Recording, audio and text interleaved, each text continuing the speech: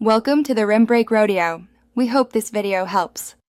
You begin by confirming essentials. You have K-Clip installed and permissions granted so recording works.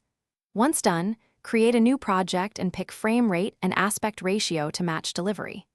Next, connect your mic and camera, test levels, and set input sources inside Preferences.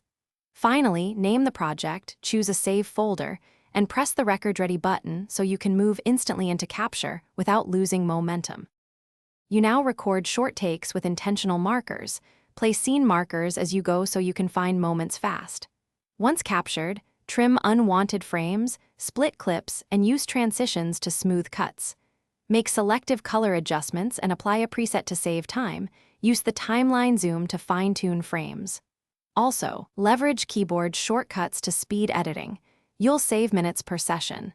Then preview playback at reduced speed. You finish by selecting an export preset that matches your destination, adjusting bitrate and container settings to balance quality and size.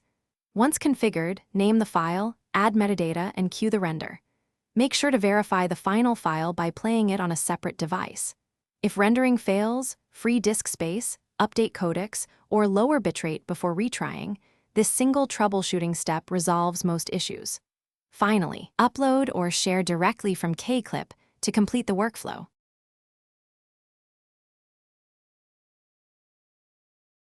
Thanks for watching. Consider subscribing if we helped you.